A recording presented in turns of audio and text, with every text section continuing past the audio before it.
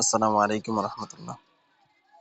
আমরা গত দর্সে আলোচনা করেছিলাম উচ্চারণ প্রসঙ্গে। আজকে নম্বর দর্সে আমরা আলোচনা করব মুরাক্কাব অর্থাৎ যুক্ত অক্ষর নিয়ে। আমরা যদি প্রথমে দেখি মুরাক্কাব কাকে বলে। ডানের হরফকে বামের হরফের সঙ্গে মিলিয়ে লেখাকে মুরাক্কাব বলে। মুরাক্কাব অর্থ হচ্ছে মিলানো, সংযুক্ত বা একত্রিতকরণ। আমরা ছোট্ট উদাহরণটা যদি দেখি, এখানে আমরা দেখতে পাচ্ছি বা, এর বাম পাশে আলিফ, অর্থাৎ দুইটা যখন একত্রিত হয় তখন এটাকে বলা হয় মুরাক্কাব। অর্থাৎ দুইটা শব্দ একসাথে মিললে বা দুইটা হরফ একসাথে মিললে সেটাকে বলা হয় মুরাক্কাব। এই মুরাক্কাব যখন আমরা দেখব, চিনব, মুরাক্কাবের পরে কোরআন শরীফে আমরা যখন তেলাওয়াত করব, কোরআন শরীফ পড়ব, তখন প্রত্যেকটা হরফ যখন আলিফ বা তা সা যেগুলি আছে এগুলি পরিপূর্ণ সবগুলি হরফ একসাথে আসবে না।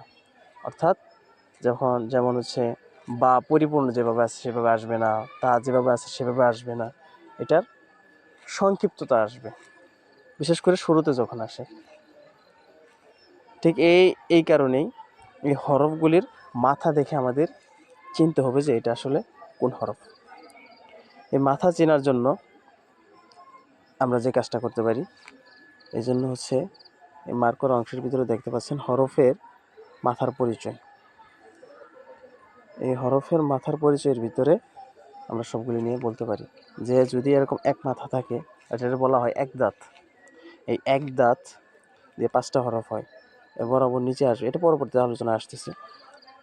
হায়ের মাথা, 3 দাঁত, সোয়াদের মাথা, তয়ের মাথা, আইনের মাথা, গুল মাথা, কাফের মাথা, লামের মাথা, মিমের মাথা এবং সর্বশেষ একটা গুলহা।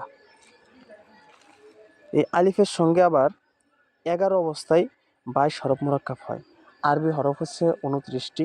এই 29টি হরফ সবগুলি মুরাক্কাব হয় না, অর্থাৎ 29টি হরফ আলিফের সাথে মুরাক্কাব হয় না। আর 7টা হরফ মুরাক্কাব কখনোই হয় না, আর 22টি হরফ মুরাক্কাব হয়। এটা 11 অবস্থায় মুরাক্কাব হতে পারে। এই যে নিচে আপনারা এটা দেখে নেবেন।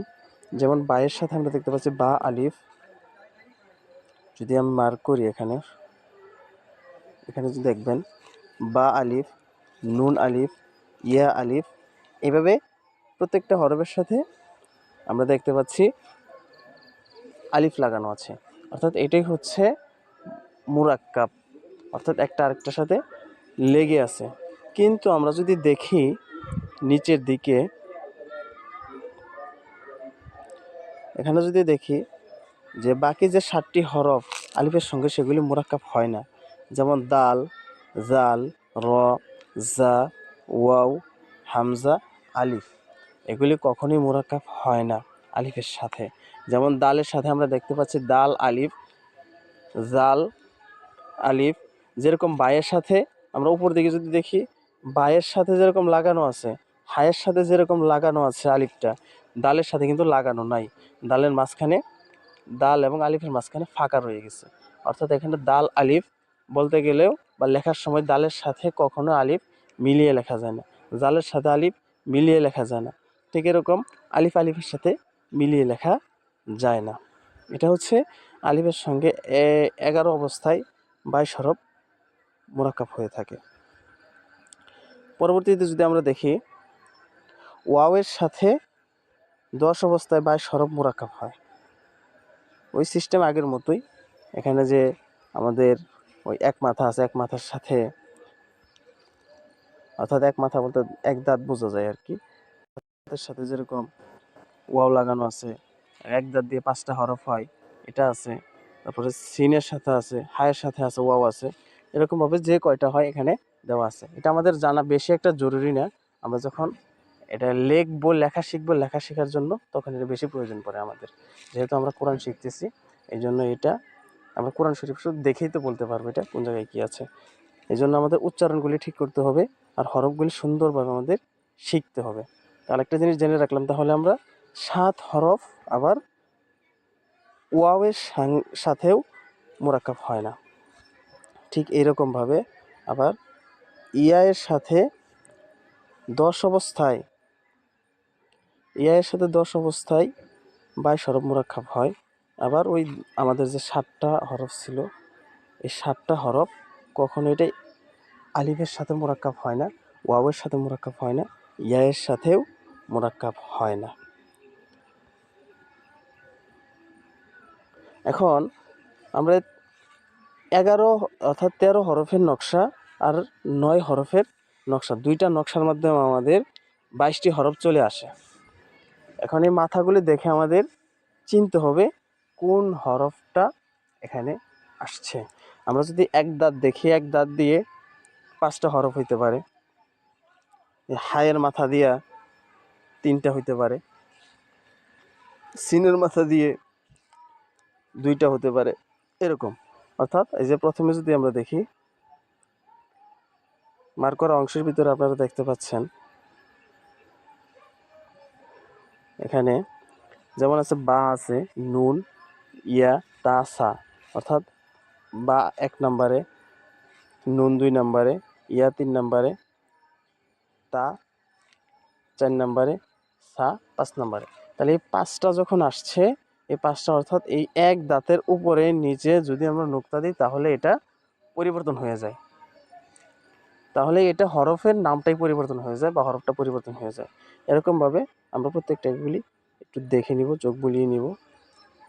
যাদের জানা আছে তো আছে, আর যারা জানা নাই তারা একটু কষ্ট করে এটা পড়ে নিব। যদি কারো বুঝে না আসে তাহলে অবশ্যই নক দিবেন, ইনশাল্লাহ এটার জন্য পরবর্তীতে আবার আপনাদেরকে জানিয়ে দেওয়া হবে। পরে 2 নম্বর নকশার ভিতরে যদি আমরা দেখি, ঠিক একই রকমভাবে এখানে প্রথম হচ্ছে একটা উল্টা মাথা আছে। আমরা যদি দেখি, অর্থাৎ এটা হচ্ছে উল্টা দাঁত বলা হয় একে। এই উল্টা দাঁত যেরকম আমরা এক দাঁত উপরের দিকে দেখছি, ঠিক নিচের দিকেও দাঁতটা একইভাবে ব্যবহার হয়। এর নিচে যদি এক নুক্তা দেই বা হয়ে যায়, এর নিচে যদি আমরা 2 নুক্তা দেই ইয়া হয়ে যায়। এরকমভাবে এটার ব্যবহার চলে আসছে। ঠিক এরকম এখানে কি কি আছে তাহলে একটু বলি। এক দাঁত, হায়ের মাথা, আইনের মাথা, লামের মাথা, এখানে গুলহা, মিম। আর এটা আমরা ডান পাশে আপনারা দেখতে পাচ্ছেন, ডান পাশে বাংলাতেও দেওয়া আছে। আর সবার নিচে এখানে 13 এবং 9 হরফের নকশা, একসাথে 2টা নকশা দেওয়া আছে।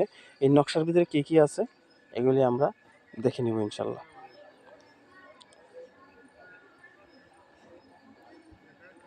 এখন আমরা এই পৃষ্ঠায় দেখতে পাচ্ছি যুক্তাক্ষরগুলি একসাথে কিভাবে লাগানো আছে।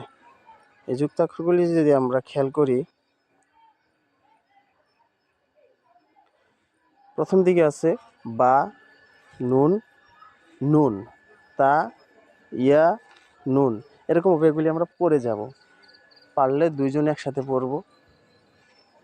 2 জন একসাথে যদি না পড়তে পারি তাহলে এটা পড়ে আমরা নিজেরা শেখার চেষ্টা করব। পরবর্তীতে যদি আপনারা চর্চা গ্রুপে নক দিলে ইনশাল্লাহ এটা যদি আপনারা জানিয়ে দিবেন আবার, বা পড়াগুলি আপনারা ভয়েসের মাধ্যমে যদি দিয়ে দেন তাহলে এটা যদি কোনো সমস্যা হয় বা কোনো ভুল ত্রুটি হয়ে থাকে সেটা আবার পরবর্তীতে আপনাদেরকে ভয়েসের মাধ্যমে সঠিকটা জানিয়ে দেওয়া হবে ইনশাল্লাহ। এর জন্য কষ্টের কোনো কিছু নাই। পরবর্তীতে অংশ আমরা দেখছি এই সবুজ অংশে দেখতে পাচ্ছি সবুজ যে হরফগুলি মার্ক করা অংশের ভিতরে, যেমন আছে উল্টা দাঁতের উপরে 2টা নুক্তা আছে। এটা দাঁত যেটাই হোক না কেন, যদি এই দাঁত থাকে, উল্টা থাক বা সোজা থাক, যেভাবে থাক না কেন, এখানে উপরে 2টা নুক্তা দেওয়ার কারণে এটা তা হয়ে গেছে। তা, জিম, তারপরে তা, হা, নুন, খ, এইভাবে আমরা এগুলি পড়ে নিব। তাহলে ইনশাল্লাহ আমাদের আর কোনো প্রশ্ন থাকার কথা না। এর পরবর্তীতে অংশে নিচে আমরা একটু খেয়াল করি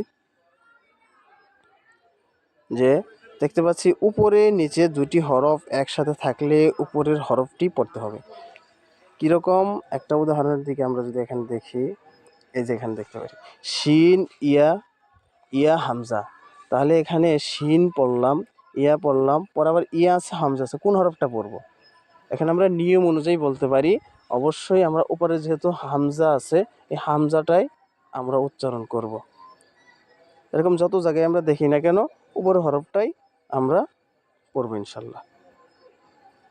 আমাদের আলোচনা এই পর্যন্ত শেষ হয়ে যায়।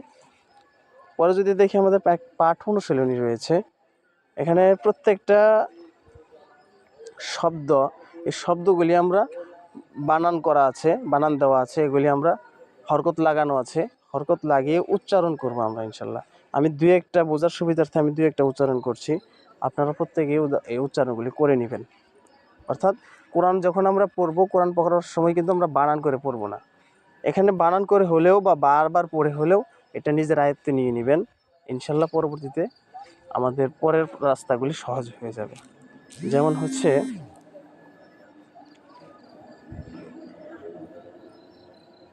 লামে জবর, নুনে পেশ, ফায়ে জের, দালে জবর, লা নুফিদা, লা নুফিদা। তাহলে এভাবে আমরা উচ্চারণগুলি করতে পারি। কি আছে? লা নুফিদা, এখানে লা নুফিদা। তাহলে এভাবে আমরা এগুলি সবগুলি শব্দ পড়ব।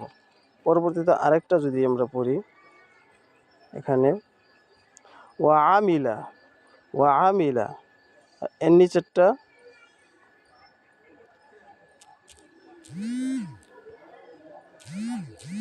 নিচে যদি আবার দেখি অনুকিকা, অনুকিকা, তাহলে কি একটা কফ যে উচ্চারণটা কি, আবার পরে হচ্ছে কা, তাহলে অনুকিকা, অনুকিকা, অনুকিকা। এভাবে আমরা প্রত্যেকটা বারবার উচ্চারণ করব আমরা ইনশাল্লাহ। বারবার যখন আমরা জপতে থাকবো, একসময় আমাদের এটা জবানে চলে আসবে। 3 নাম্বার দর্স এর ভিডিওটা এই পর্যন্তই, অনেক লম্বা হয়ে যাচ্ছে। পরবর্তীতে দেখা হবে ইনশাল্লাহ পরবর্তী ভিডিও নিয়ে। আসসালামু আলাইকুম ওয়া রাহমাতুল্লাহ।